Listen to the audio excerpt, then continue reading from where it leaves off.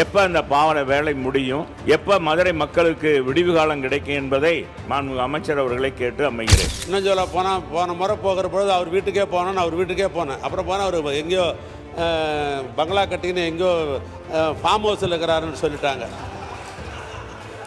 A to B உங்கள் பசியார எங்கள் ருசி பேசும்.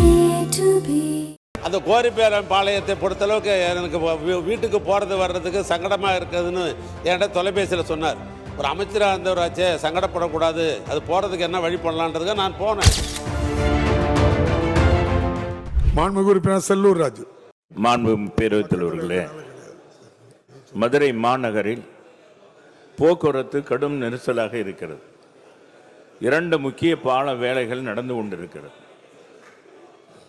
மழைக்காலம் ஆரம்பித்து விட்டதனால் சாலையெல்லாம் குண்டும் குழியுமாக இருக்கிறது. சாக்கடைகள் நிறைந்து போகிறது. இந்த முல்லை பெரியார் கூட்டு குடிநீர் திட்டம் தொடங்கப்பட்டிருக்கிறதுனால அது பரிச்சாத்த முறையில் நடவடிக்கை எடுக்கிறதுனால பார்த்தீங்கன்னா தண்ணி ஆறாக போயிட்டு இருக்கு. மக்கள் சர்க்கஸில் பயணிக்கிற மாதிரி, மதுரை மக்கள் சர்க்கஸில் பயணிக்கிற மாதிரி போக வேண்டியிருக்கு. அமைச்சர் அவர்கள் இந்த பால வேலையை துரிதமாக முடித்து இந்த போக்குவரத்து நெரிசலுக்கு என்ன முடிவு எடுக்க போகிறார், என்ன ஏற்கனவே சொல்லியிருந்தாங்க அமைச்சர் அவர்கள், உறுதிமொழி கொடுத்துருந்தாங்க. எப்போ அந்த பாவன வேலை முடியும், எப்போ மதுரை மக்களுக்கு விடிவு காலம் கிடைக்கும் என்பதை மாண்புமிகு பேரவைத் தலைவர் வாயிலாக மாண்புமிகு அமைச்சர் அவர்களை கேட்டு அமைகிறேன். மாண்புமிகு அமைச்சர் அவர்கள். மாண்புமிகு பேரவைத் தலைவர்களே, ஏற்கனவே 10 ஆண்டு காலமாக விடிவு காலம் இல்லாததைத்தான் விடிவு காலம் உருவாக்க வேண்டும் என்பதற்காக தமிழ்நாட்டு முதலமைச்சர் மதுரைக்கு முக்கியத்துவம் தந்திருக்கிறார். ஏன்னா நம்முடைய அன்பு சகோதரர் நம்முடைய செல்லூர் ராஜு அவர்கள் அமைச்சராக இருந்தவர், நகரப்பகுதியை சார்ந்தவர்.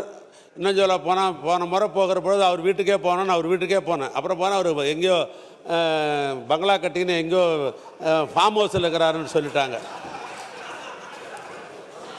ஏன்னா அந்த கோரிப்பேரம் பாளையத்தை பொறுத்தளவுக்கு எனக்கு வீட்டுக்கு போகிறது வர்றதுக்கு சங்கடமாக இருக்குதுன்னு என்கிட்ட தொலைபேசியில் சொன்னார்.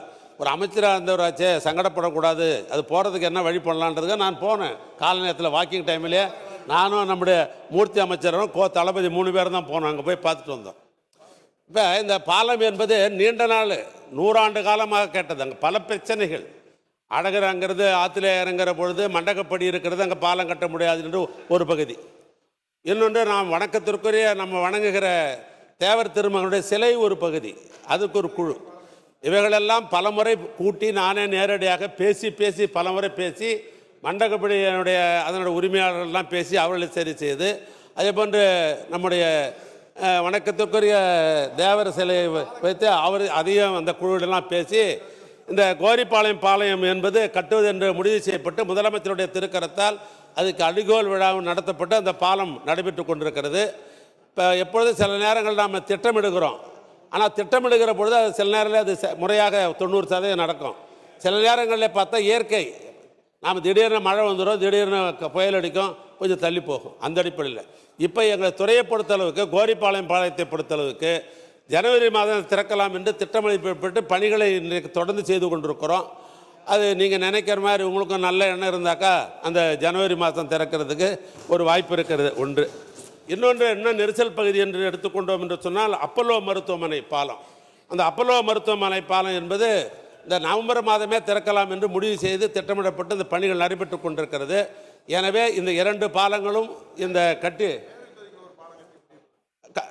முடித்த உடனே, அதுவும் இன்னும் சொல்ல போனால் மேற்கு பகுதியில் அந்த தொகுதியில் இன்னொரு பாலமும் அதுவும் கட்டி கொண்டு போய் கொண்டிருக்கிறோம். இதெல்லாம் கட்டி முடித்த உடனே மதுரையில் இந்த நெரிசல் என்பது அது குறைவாக அதுக்கு வாய்ப்பு இருக்கிறது. அதே போன்று வைகை வடகரை பாத்திமா கல்லூரி முதல் புறவழிச்சாலை ஒன்று டிசம்பர் மாதம் இணைப்பு சாலையை திறப்பதற்கு வேண்டிய ஏற்பாடு அதையும் செய்திருக்கிறோம். வைகரை வடகரையில் இருந்து சாக்குக்குடி முதல் பூவத்தி சாலை வரை நிலையெடுப்பு பணிகள் நடைபெற்று கொண்டிருக்கிறது. அது முடிஞ்ச உடனே ஏதெல்லாம் பட்டியலிடுறேன்னு சொன்னாக்கா இதுக்கு இந்த மதுரைக்கு விடிவு காலம் பெற வேண்டும் என்பதற்காக முதலமைச்சர் இத்தனை கோடி ரூபாய் பணத்தை ஒதுக்கி இத்தனை பணிகள் நடைபெறுகிறது. குறிப்பிட்ட நேரத்தில் திறக்கப்படும். A to B உங்கள் பசியார எங்கள் ருசி பேசும்.